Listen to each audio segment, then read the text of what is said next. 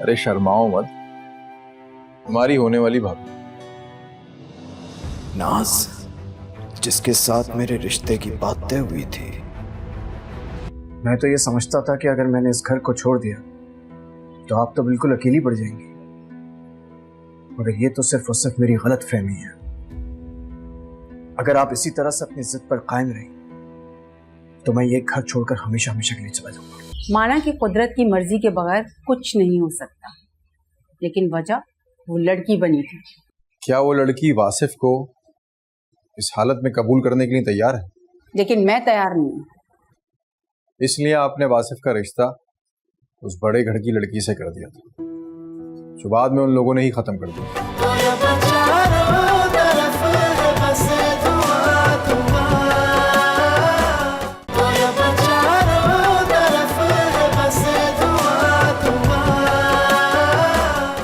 आज क्या पूछने आई है? नाज आजकल बहुत परेशान और चुप चुप रहने लगी है। उसे पहले की तरह नहीं बोलती, दूर दूर रहने लगी है। ये तो आप दोनों के बीच का मामला है, यहां मुझे बताने क्यों आई? बताना जरूरी था, क्योंकि तुम्हारी वजह से हम दोनों माँ बेटी के दरमियान दरार पैदा हो गई है। सौतेरे रिश्तों में दरार पड़ना कुदरती है। मैंने रिश्ते बहुत करीब से देखे होंगे, मगर हम दोनों माँ बेटी में सगी माँ बेटी से ज्यादा मोहब्बत है। जिसे अपने शौहर से मोहब्बत नहीं थी, वो उसकी बेटी से क्या मोहब्बत करेगी? सच बताएं, जिब्रान राय के कत्ल की असल वजह क्या है?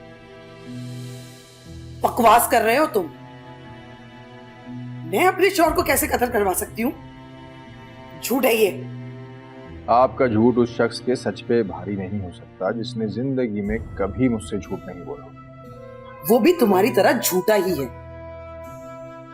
यकीनन तुमने नाज के दिमाग में मेरे खिलाफ ये झूठ डालकर उसे बदसन कर दिया होगा।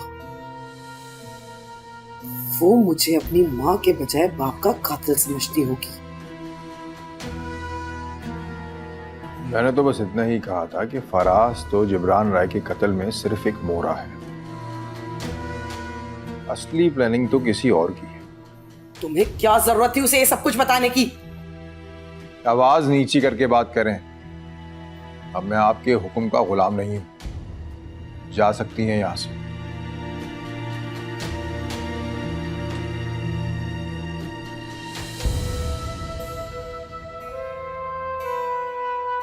मैंने जानकर नहीं बताया कि नाज को हकीकत का पता है, वरना ये उसे नुकसान पहुंचा सकती थी।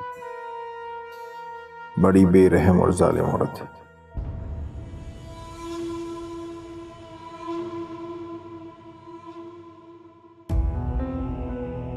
हेलो नाज, कहाँ हो तुम? मैं यूनिवर्सिटी पहुंच गई, मुझे तुमसे कुछ जरूरी बात करनी है।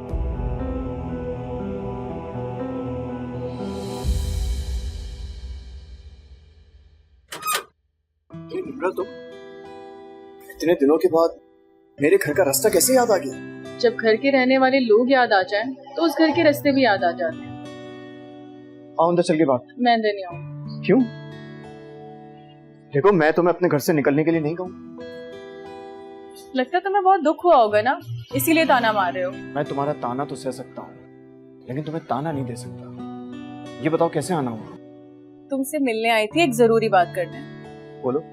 नहीं, यहाँ नहीं, कहीं और चलकर सुकून से बैठते हैं, फिर बात करते हैं। चलो।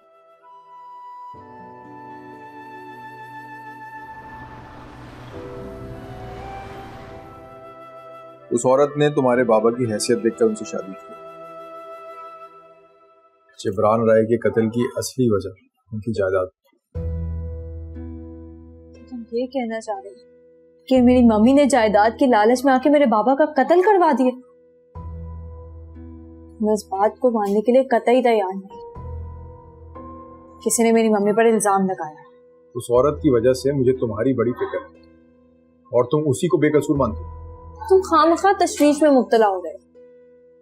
आज मेरी बात को सीरियस लो, तुम्हें मोहतात रहने की जरूरत है। तुम्हें मेरी फिक्र करने की कोई जरूरत नहीं, मैं ठीक हूँ। लगता है अपनी मम्मी पर तुम अंधा एतमाद करती हो। अगर एतमाद ना करती ना तो तुम्हारी बातों में यकीन कर लेती। तुम्हारी मम्मी ठीक कह रही थी कि तुम दोनों के सौतेले रिश्ते में भी सके से बढ़ के प्यार। मैं इस प्यार को गलत फहमियों के नजर नहीं होने दूंगी। फिर क्यों तुम्हारी मम्मी मेरे घर आकर तुम्हारी दुब्बरी दास्तान सुना रही थी? मेरी तो बड़ी दास्तान? मैं समझी नहीं। यही कि तुम परेशान हो, मुझसे दूर दूर रहने लगी हो। लेकिन इसका मतलब ये नहीं है कि मैं अपनी मम्मी को कातिल समझूं। मैं बस एक कश्मकश में मुब्तला हो गई थी, लेकिन फिर मैंने सोचा कि जब किसी बात का सबूत ही नहीं है तो उस पर परेशान क्यों होना। तुम भी पल में तोला पल में माशा बन। असल कातिल का नाम जानने के लिए उससे शादी करने को तैयार हो गई। उस वक्त मुझे ये नहीं पता था कि तुम मेरी मम्मी का नाम ले लोगे। मैं अगर किसी और का नाम लेता तो यकीन कर ले। यकीनन तुमने फराज का नाम लिया और मैंने यकीन कर लिया ना। लेकिन फराज के साथ मेरे बाबा के कत्ल का मंसूबा मम्मी ने नहीं, किसी और ने बनाया होगा।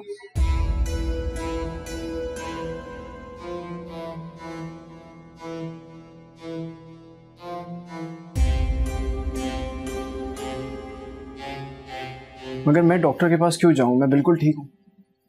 अम्मी भी बिला वजह में जिद कर रही है, उनको भी यही वहम है और साथ साथ तुम्हें भी हो गया। वासिफ, बात को समझने की कोशिश करो। मैंने अपॉइंटमेंट ले लिया, हम शाम को जा रहे हैं। पहले मुझे मर्ज तो पता चले, बगैर मर्ज के इलाज कराने चल पड़ूंगा। देखो, ना ही मैं अहमक हूँ और ना ही मैं कोई हिमाकत करने वाला हूँ इस तरह की। बिल्कुल बच्चों की तरह जिद करते हो। अच्छा चलो, मान लिया कि तुम बिल्कुल ठीक हो, मगर तुम्हारे ख्वाब की ताबीर जानने के लिए डॉक्टर के पास तो जा सकते हैं ना। निम्रा, तुम इतनी समझदार होकर इतनी नासमझी वाली बातें कैसे कर सकती हो यार? डॉक्टर का काम इलाज करना होता है, ख्वाबों की ताबीर बताना नहीं। वासिफ, तुम्हें समझाना ना बहुत मुश्किल है। दरअसल तुम्हारे पास कोई लॉजिक नहीं है, इसलिए मुश्किल हो रही है तुम्हें मुझे समझाने में। कैसे बताऊं? मैं इसे साइकेट्रिस्ट के पास ले जाना चाहती हूँ, वरना ये बिल्कुल आने को तैयार नहीं होगा। क्या सोच रही हो? मुझे कायल नहीं कर पा रही इसलिए गुस्सा आ रहा है, इसीलिए तुम्हारे चेहरे पे मायूसी है ना? मैं क्यों मायूस होने लगी? मैं तो तुम्हारे फायदे की बात कर रही थी।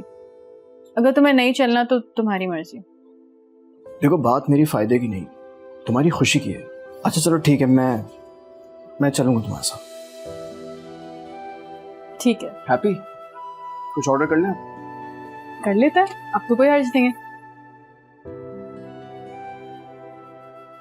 पता है, तुम्हारी हाँ में हाँ मिलाकर मैं खुद को बहुत गुनाहगार महसूस कर रही हूँ। तुम जो चाहो कर लो, अपनी मर्जी और अपने किए की जिम्मेदार तुम खुद बनोगी। बीच रास्ते में अकेली छोड़ रही हो? कैसी सहेली हो तुम? शायद मैं अच्छी सहेली नहीं हूँ।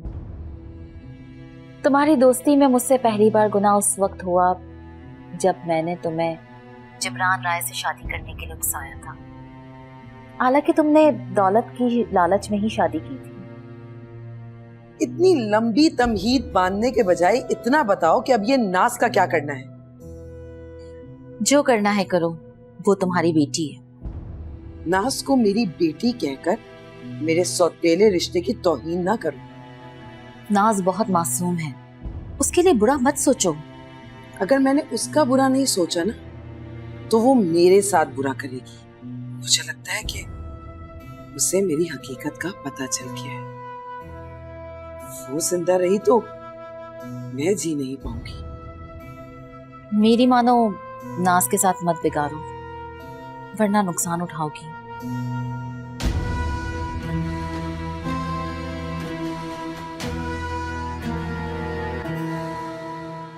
इस ख्वाब से मिलते जुलते और भी ख्वाब देखते हैं आप?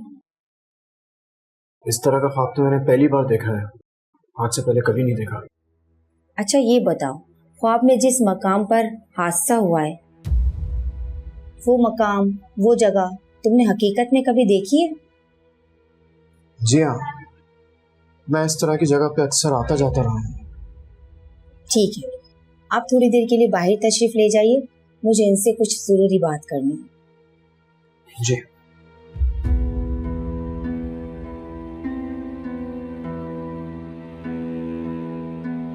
आप बिल्कुल ठीक समझती हैं। इनका दिमाग उस हादसे को ख्वाब में दोहरा रहा है, मगर वो हादसा शऊरी तौर पर उन्हें याद नहीं आ रहा। हकीकत में जो कुछ उनके साथ ख्वाब में हुआ वही तुम्हारे साथ हुआ है, मगर वाकई की थीम में फर्क नहीं है। डॉक्टर साहिबा, क्या इसका मतलब ये नहीं हो सकता कि क्या उनकी याददाश्त आने वाली है? ऐसा सोचना गलत साबित नहीं हो सकता, लेकिन हम ये भी नहीं कह सकते कि याददाश्त कब वापस आएगी। हाँ, एक काम जरूर हो सकता है। वो क्या डॉक्टर साहिबा? बातों बातों में इनके सामने वो हादसे का जिक्र बार बार किया जाए। इस तरह करने से उनके दिमाग में हादसे का जो मंजर है वो महफूज रहेगा। हो सके तो इनको जाए हादसा पर ले जाकर याद दिलाया जाए कि हादसा किस तरह पेश आया था। इस तरह करने से मुमकिन है कि इनकी याददाश्त वापस आ जाए। मैं आपको कुछ मेडिसिन लिख के देती हूँ, वो आप इनको डेली बेस पर दीजिएगा, ठीक है? शुक्रिया डॉक्टर साहिबा। Thank you.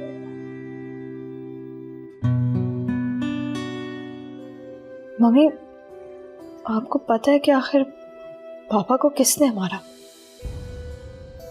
मुझे अगर पता होता तो क्या मैं खामोश बैठती? मैं उन्हें फौरन जेल में डलवाती, बल्कि फांसी की सजा दिलवाती। मेरा शक तो फराज अंकल पर है। ये हकीकत इसे किसने बताई? एक दिन हम कोर्ट मैरिज करने जा रहे थे, पता नहीं अचानक कहाँ से कार आ गई और उसका हमारी बाइक से एक्सीडेंट हो गया। मैं कोमा में चला गया था और जैसे ही मुझे होश आया मेरी याददाश्त जा चुकी थी। या अल्लाह, तेरा शुक्र है आसिफ की याददाश्त आ गई है।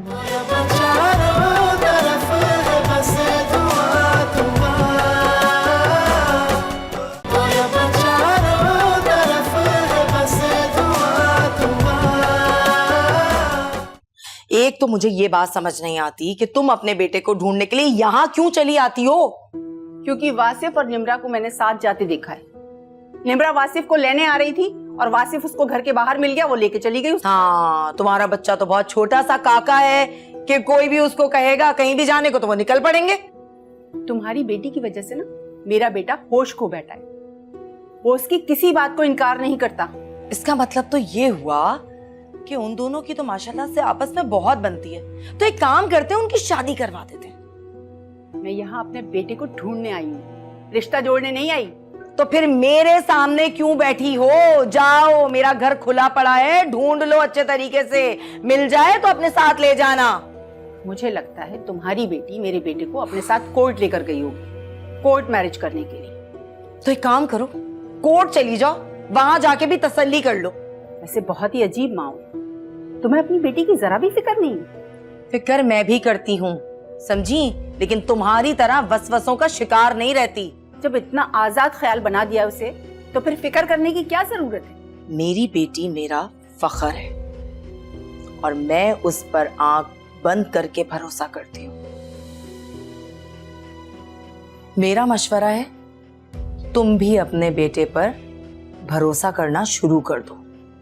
वसवसों और अंदेशों से महफूज रहोगी।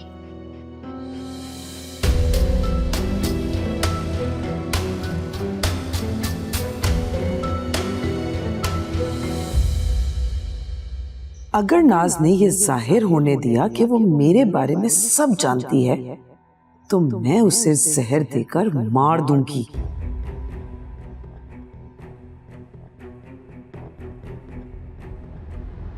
अस्सलाम वालेकुम मम्मी। वालेकुम अस्सलाम।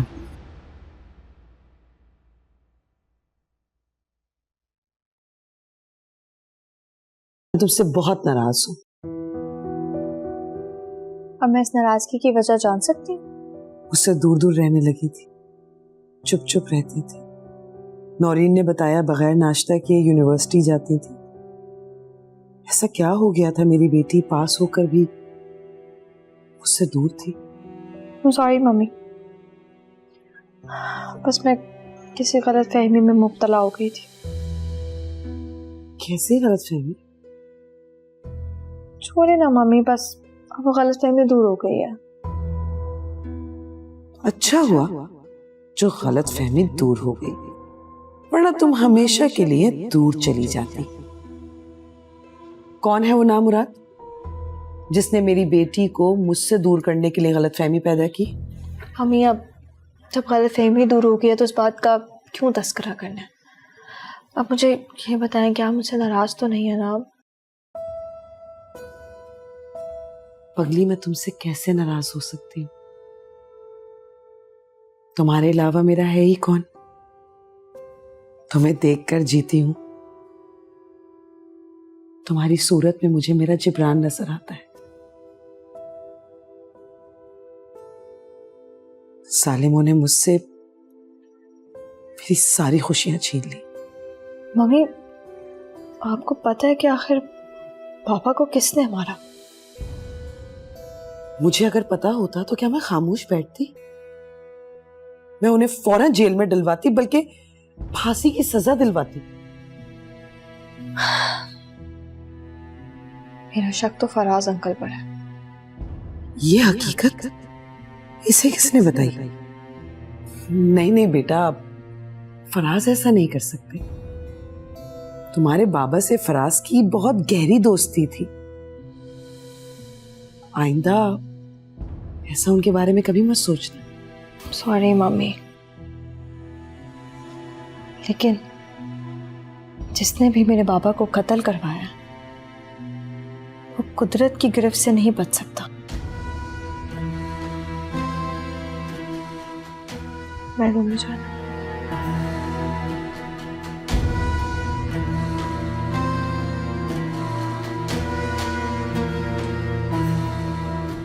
तुम्हारे मुंह में खाक। ज़ोहरा जबी गिरफ्त में आने वाली नहीं है। नाज कुछ ज्यादा ही एतमाद कर रही है उस औरत पर। करने दो एतमाद, तुम्हारा काम था उसे खबरदार करना। अब अगर उसे तुम्हारी बातों पर यकीन नहीं आ रहा तो तुम क्या कर सकते हो? अपना ही नुकसान करेगी। मैं नहीं चाहता कि नाज को कोई नुकसान पहुंचे। उससे तुम्हारी बातों का यकीन आ जाए, उसके लिए क्या कर सकते हो तुम? वो अपनी मम्मी के झूठी मोहब्बत के जाल में उलझ के रह गई है। उस जाल से निकालने के लिए हमें कोई ठोस सबूत चाहिए। सबूत कहाँ से लाओगे? रेहान भाई से मिलना होगा। वो जरूर कोई ना कोई सबूत देंगे जिसे हम नाज को दिखाकर इस बात का यकीन दिलाएंगे कि ज़ोहरा जबी ही उसके बाप के कत्ल में मुलव्विस है। नाज के चक्कर में तुमने फराज के साथ ज़ोहरा जबी को भी अपना दुश्मन बना लिया है। नाज को पाने के लिए मैं किसी से भी दुश्मनी लेने को तैयार हूँ। शहरोज, तुम एक ऐसी लड़की के लिए सबको अपना दुश्मन बना रहे हो जो तुमसे मोहब्बत करना तो दूर की बात, तुम्हारी बातों का यकीन भी नहीं करती। मैं सबको नहीं, सिर्फ ज़ोहरा जबी को दुश्मन बनाना चाहता हूँ। तो फराज दोस्त है क्या? इसलिए कि वो ज़ोहरा जबी का दोस्त है और दुश्मन का दोस्त भी दुश्मन होता है। और आज के बाद नाज के खिलाफ एक लफ्ज भी मत बोलना, वरना बहुत बुरा बन जाऊंगा। आज तुमने साबित कर दिया कि नाज की मोहब्बत के आगे मेरी दोस्ती कुछ भी नहीं। मुझे समझ में नहीं आ रहा तुम मुझे यहाँ क्यों लेकर आई हो? इस जगह से हमारी यादें वाबस्ता हैं। इस जगह से? कैसी याद? मैं बताती हूँ, गौर से सुनो। हम दोनों एक दूसरे से बहुत मोहब्बत करते थे और शादी करना चाहते थे, मगर हमारी माएँ अपनी अपनी जिद की वजह से हमारी शादी के खिलाफ। एक दिन हम कोर्ट मैरिज करने जा रहे थे, पता नहीं अचानक कहाँ से कार आ गई और उसका हमारी बाइक से एक्सीडेंट हो गया और उस हादसे में तुम्हारी याददाश्त चली गई। मैं कोमा में चला गया था और जैसे ही मुझे होश आया मेरी याददाश्त जा चुकी थी। या अल्लाह, तेरा शुक्र है वासिफ की याददाश्त आ गई है। ये तो तुम्हारी और वासिफ की कहानी है ना? ये तो मैं सुन चुका हूँ, ये मुझे दोबारा क्यों सुना रही हो? मेरी कहानी के वासिफ तुम हो। इस हादसे में तुम्हारी याददाश्त चली गई थी। देखो, अब तुम मुझे बहुत ज्यादा कंफ्यूज कर रही हो। पता नहीं वो कहानी सच है जो तुमने पहले सुनाई थी या जो तुम मुझे अब बता रही हो। कहानी भी सच थी और जो मैं बता रही हूँ ये भी सच है। जो बताया वो सच नहीं, एक मन घड़त कहानी, और ये भी झूठ है कि मेरी याददाश्त चली गई थी। सच सिर्फ और सिर्फ ये है वो कहानी जो निम्रा और वासिफ की तुमने मुझे सुनाई है। मुझे समझ में नहीं आता इस तरह की मन घड़त कहानियां सुना के तुम साबित क्या करना चाहती हो? मैं ये साबित करना चाहती हूँ कि मैं तुमसे बहुत मोहब्बत करती हूँ।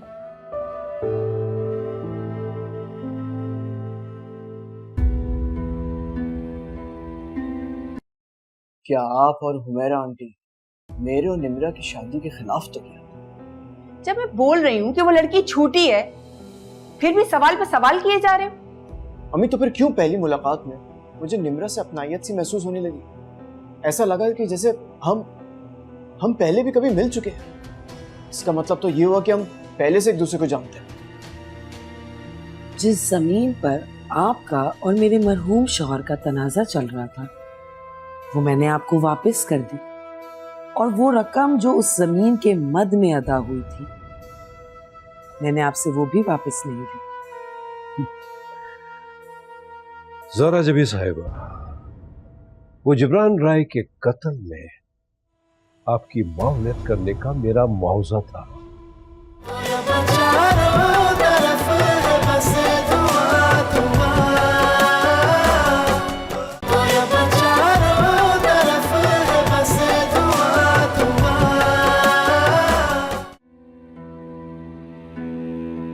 हम दोनों एक दूसरे से बहुत मोहब्बत करते थे और शादी करना चाहते थे, मगर हमारी माएँ अपनी अपनी जिद की वजह से हमारी शादी के खिलाफ। एक दिन हम कोर्ट मैरिज करने जा रहे थे, पता नहीं अचानक कहाँ से कार आ गई और उसका हमारी बाइक से एक्सीडेंट हो गया, और उस हादसे में तुम्हारी याददाश्त चली गई।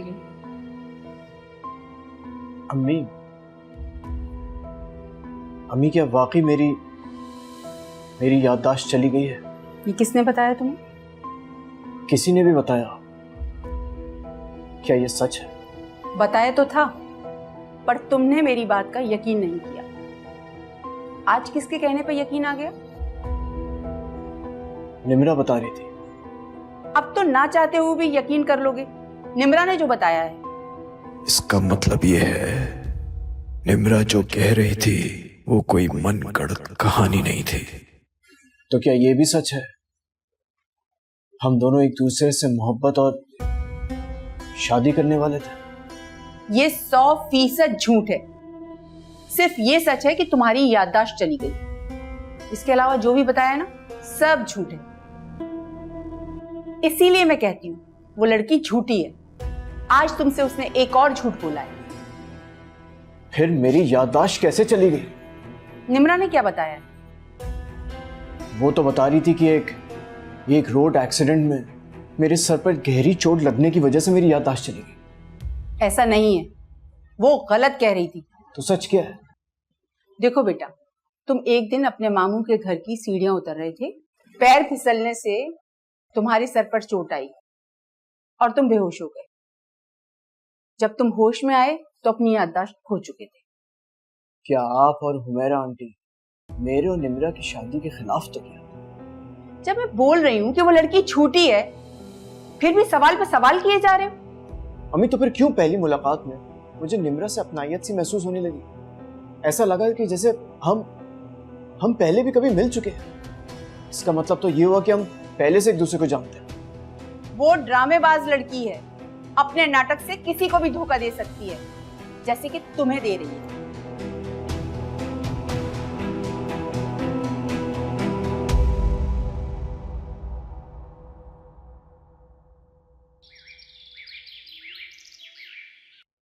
फराज साहब, आप जोहरा जबी को ठीक से पहचान नहीं पाए। मेरी नफरत से ज्यादा मेरी मोहब्बत का जहर खतरनाक है। मुझे लगा था कि शहरोज ने नाज को मेरी हकीकत के बारे में सब कुछ बता दिया, लेकिन मैंने अपनी मोहब्बत के जहर से उस शक को मार दिया। नजर रखना अपनी बेटी पर। किसी दिन हकीकत सामने आ गई ना, तो तुम्हारे साथ साथ मैं भी कानून के सिकंजे में आ सकता हूं। कत्ल की सजा फांसी है। कभी कभी सोचता हूं कि तुम्हारा साथ देकर खामोखा अपनी गर्दन के लिए फंदा तैयार करवाया। घबराए नहीं फराज साहब, शहरोज और रेहान के पास हमारे गुनाह का कोई सबूत नहीं है। और जहां तक बात रही नाज की, तो वो अपनी सौतेली मां पर अंधा एतमाद करती है। माना कि जिब्रान राय के कत्ल की मंसूबा साज मैं हूं, लेकिन मेरा साथ देकर घाटे में तो आप भी नहीं रहे। और तुम जिब्रान राय की सारी मिल्कियत की अकेली मालकिन बन गई, मुझे क्या फायदा हो? जिस जमीन पर आपका और मेरे मरहूम शौहर का तनाजा चल रहा था वो मैंने आपको वापस कर दी, और वो रकम जो उस जमीन के मद में अदा हुई थी मैंने आपसे वो भी वापस नहीं ली। जोहरा जबी साहिबा, वो जिब्रान राय के कत्ल में आपकी मावनत करने का मेरा मुआवजा था,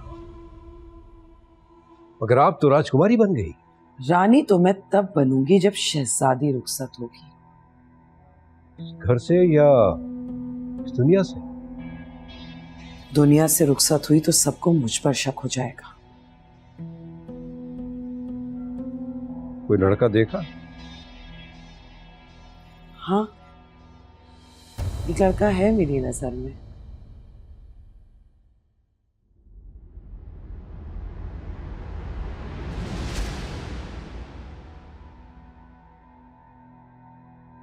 आप यहाँ क्या कर रहे हैं?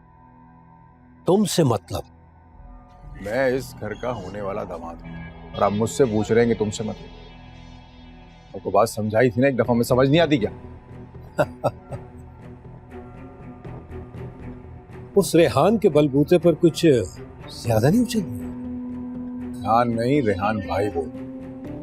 मैं भाई मानता हूँ उन्हें, इसीलिए उनके बल पे बात कर रहा हूँ।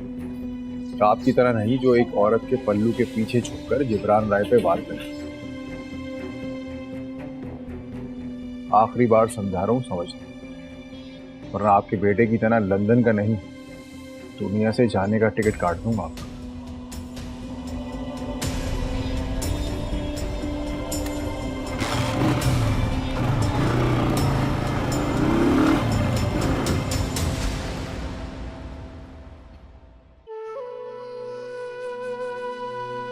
हम दोनों एक दूसरे से बहुत मोहब्बत करते थे और शादी करना चाहते थे, मगर हमारी माएँ अपनी अपनी जिद की वजह से हमारी शादी के खिलाफ।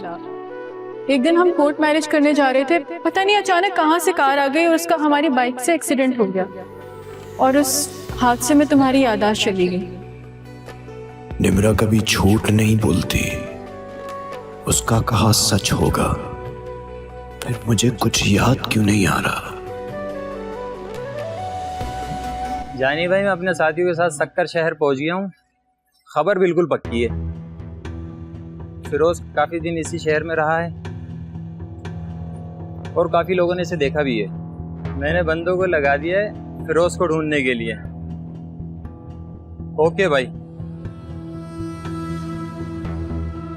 पहले मैंने इस रिश्ते से इस वजह से इनकार किया था क्योंकि मैं आशिर का इंतज़ार कर रही थी, लेकिन अब मैं किसी का इंतज़ार नहीं कर रही हूँ, और आपकी खुशी में ही मेरी खुशी है। आपकी नाराजगी अपनी जगह बजा है, पर यकीन कीजिए इस रिश्ते को तोड़ने में मेरा नहीं, मेरे मरहूम शौहर का हाथ था। बहुत गुरूर और तकब्बुर था उनमें, गरीबों को हमेशा कमतर समझते थे। वो शुरू से इस रिश्ते के खिलाफ थे, लेकिन मैं अपनी बेटी की खुशी के खातिर डटी रही। लेकिन एक औरत तब टूटती है जब उसका शौहर उसे तलाक देने की धमकी देता है।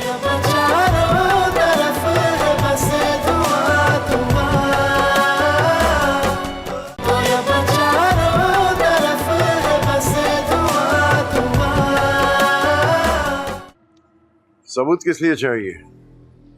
जिब्रान राय की बेटी अपनी सौतेली माँ पर बहुत एतमाद करती है। जब मैंने उसे हकीकत बताई तो उसने यकीन नहीं किया, कहने लगी कि मैं उसकी माँ पर इल्ज़ाम तराशी करता, बगैर सबूत के बात करना इल्ज़ाम तराशी होती। मैंने कह दिया कि मैं हर हाल में सबूत ला कर दूंगा। इसका मतलब है कि जोरा जबी का झूठ तेरे सच पे बाजी लेगी। बहुत एतमाद से बोला होगा सच झूठ। आप सही कह रहे हैं रेहान भाई, नाज को फराज के हवाले से बेयकीनी नहीं है, बस वो अपनी माँ के खिलाफ कुछ नहीं सुनना चाहिए। अगर तुम उस लड़की को सबूत ना दे पाए तो वो तुझे झूठा समझेगी। पसंद करता है ना तुझसे। ऐसा ना हो कि मोहब्बत की पंछी हाथ से उड़ जाए। लेकिन तू टेंशन मत ले, वो तुम्हारी ही रहेगी। पर ये तब होगा जब मैं उसे सबूत पेश करूंगा। जिब्रान राय के कत्ल की कहानी फराज की जबानी, अगर नाज तेरी सुन ले उसे यकीन तो आ जाएगा। बिल्कुल रेहान भाई, इससे बढ़कर और क्या सबूत होगा। इससे तो जोहरा जबी के पैरों तले जमीन निकल जाएगी। कमाल है। बहुत अच्छे।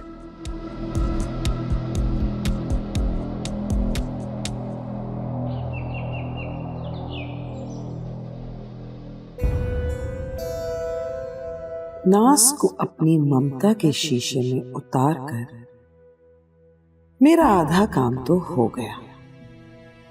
नाज का रिश्ता वासिफ से हो जाए तो नाज की जायदाद भी मेरे हिस्से में आएगी। सबसे बड़ी बात यह है कि वासिफ और शहरोज दोनों दोस्त हैं।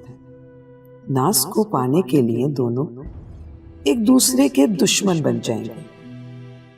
क्या पता शहरोज का काम वासिफ के हाथों तमाम हो जाए और मुश्किल आसान हो जाएगी।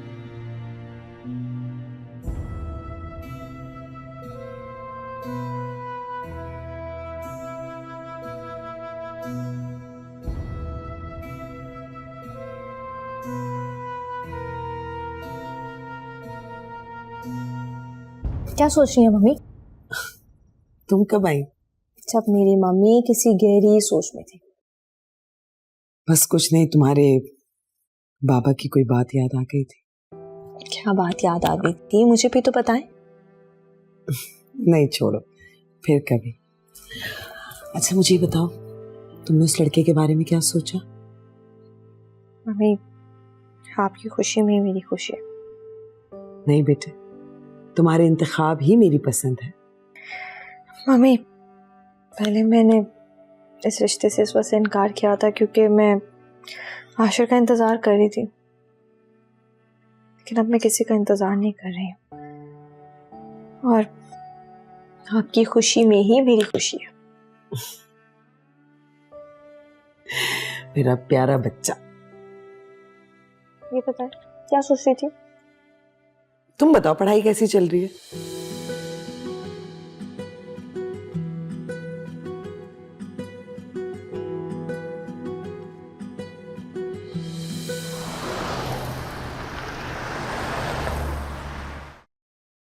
जो रिश्ता तोड़ा था आज उसे जोड़ने आई हूं। जब रिश्ता जोड़ना ही था तो फिर तोड़ा क्यों था? आपकी नाराजगी अपनी जगह बजा है, पर यकीन कीजिए इस रिश्ते को तोड़ने में मेरा नहीं, मेरे मरहूम शौहर का हाथ था। बहुत गुरूर और तकब्बुर था उनमें। गरीबों को हमेशा कमतर समझते थे। वो शुरू से इस रिश्ते के खिलाफ थे, लेकिन मैं अपनी बेटी की खुशी के खातिर डटी रही, क्योंकि मेरी नजर में अमीरी गरीबी से ज्यादा मेरी बेटी की खुशी है। लेकिन एक औरत तब टूटती है जब उसका शौहर उसे तलाक देने की धमकी देता है। क्या वो तुम्हें तलाक देने वाली थी? जी, इसलिए मुझे नाज और वासिफ का रिश्ता तोड़ना पड़ा। आप सोच नहीं सकती कि मुझे कितनी तकलीफ और दुख हुआ था। अब आप ही बताइए, इसमें मेरी क्या गलती है, क्या कसूर? आप ठीक कहती हैं, इसमें आपका कोई कसूर नहीं। आपने जो कुछ किया अपना घर बचाने के लिए किया था। तो ठीक है, तो फिर मैं ये समझूं कि आप पिछली बातें भूल चुकी हैं और अब आप इस रिश्ते से इनकारी नहीं हैं। जी हाँ, बिल्कुल सही है। तो फिर कल आप अपने बेटे के साथ हमारे घर आ जाएं, बाकायदगी से सारी बात तय कर लें। जी हम जरूर आएंगे। जब तक इस दुनिया में ज़ोहरा जबी जैसे लोग रहेंगे, झूठ का बोल बाला रहेगा। बहुत शुक्रिया आपका। चले मैं चलती हूँ, आपका इंतजार रहेगा। अल्लाह हाफ़िज़।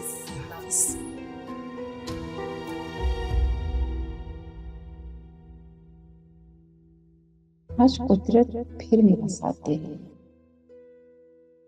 निम्रा के अरमानों को आग में मिलाने के लिए।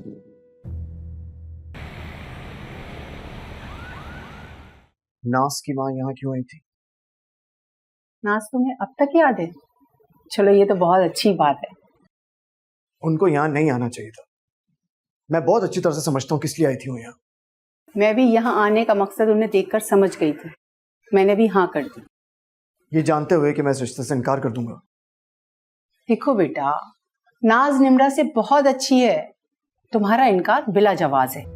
किस लिहाज से नाज निम्रा से बहुत अच्छी है? क्योंकि नाज अमीर घराने से है और निम्रा से आपके साथ जंग चल रही है। मैं बहुत अच्छी तरह से जानता हूँ नाज से मेरी शादी करने के लिए आप सिर्फ और सिर्फ निम्रा को शिकस्त देना चाहती हैं बस। मैं तुमसे कोई बहस करना नहीं चाहती। हम दोनों जा रहे हैं कल ज़हरा जबी के यहाँ रिश्ते की बात पक्की करने। हम दोनों नहीं जा रहे हैं, सिर्फ आप अकेली जा रही हैं, उन्हें ये बताने कि आपके बेटे को उनकी बेटी बिल्कुल भी नहीं पसंद, इसलिए आप इस रिश्ते से इनकार कर रही हैं बस। तुम चाहते हो कि मैं उनकी नज़रों में वादा खिलाफ हो जाऊं? गलत बात नहीं करें, आपने कोई वादा नहीं किया, आपने सिर्फ हामी भरी है। और इस तरह की कमिटमेंट्स करने से पहले 10 दफा सोच लेना चाहिए, वरना यही अंजाम होता है। बेटा, अगर तुम इस बात पे नाराज हो कि उन्होंने रिश्ता जोड़ने के बाद तोड़ क्यों दिया था, तो उन्होंने अपनी इस गलती की माफी मांग ली है, बल्कि इस रिश्ते को तोड़ने की अपनी मजबूरी भी बताई। और ये रिश्ता ज़हरा जबी ने नहीं, उनके मरहूम शौहर ने तोड़ा था। और सच तो ये है कि वो इस रिश्ते को जोड़कर अपनी गलती की तलाफी करना चाहती हैं। वो तो अपनी तलाफी आराम से कर लेंगी, लेकिन मैं अपने दोस्त शहरोज की नजर में जो गिर जाऊंगा उसकी तलाफी कौन करेगा? वो मैं कर पाऊंगा? ये तुम्हारे और नाज के बीच में शहरोज कहाँ से आ गया? आप मुझे शहरोज और नाज के बीच में लेकर आ रही हैं। नाज शहरोज की पसंद है। नाज मेरी पसंद है और ज़ोहरा जबी की पसंद तुम हो। मैं आप दोनों की पसंद और गर्ज के बीच में अपनी दोस्ती को खराब नहीं कर सकता। ये रिश्ता किसी कीमत में नहीं हो सकता। ये बात मैं उस खातून को भी समझा चुका था, उसके बावजूद वो यहाँ आई। खुदा का वास्ता है, प्लीज प्लीज आप इस रिश्ते का ख्याल अपने दिल से निकाल दीजिए।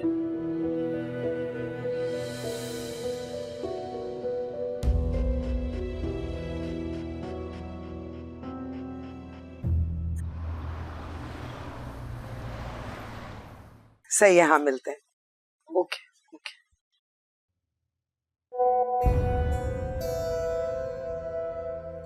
नाज का वॉइस नोट, वो तो हमेशा कॉल करती है। हमारे दरमियान एक छोटा सा तनाज़ा था जो जिब्रान राय की जिद की वजह से बड़ा हो गया था। ये जरूर शहरोज की कारस्तानी होगी। उसने नाज को मेरी हकीकत बताकर बहुत बुरा किया। शहरोज से पहले मुझे नाज का कुछ करना होगा। फराज पर भरोसा करके मैंने अपने साथ बहुत बुरा किया।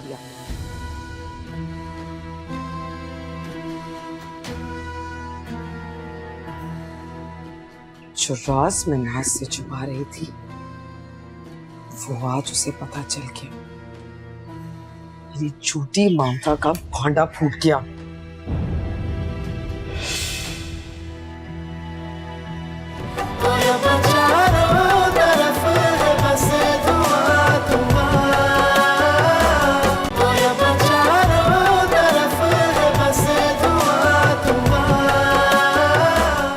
तुम्हें वासिफ में ऐसा क्या नजर आया? एक दफा रिश्ता तय होने के बाद तोड़ दिया था ना, आप फिर जोड़ना चाहती हो? इस शहर में क्या रिश्तों की किल्लत पड़ गई है? हर दफा वासिफ ही क्यों? तो तुम यहाँ वासिफ की पुरजोर वकालत करने आई हो? मैं वासिफ से मोहब्बत करती हूँ और वो भी मुझसे मोहब्बत करता है। फराज का बयान रिकॉर्ड करवा के नाज को मेरे खिलाफ करने की साजिश नाकाम हो गई। नाज को पाने का ख्वाब चकनाचूर हो गया। पहली बात ये कि मैं अरमान नाम की शय पालता ही नहीं, तो जनाजा निकलने का तो सवाल ही पैदा नहीं होता। दूसरी बात ये कि मेरे दुख में शरीक होने से बेहतर ये है कि आप कुछ ऐसे लोग तलाश करें जो कल आपके दुख में आपके साथ शरीक हो।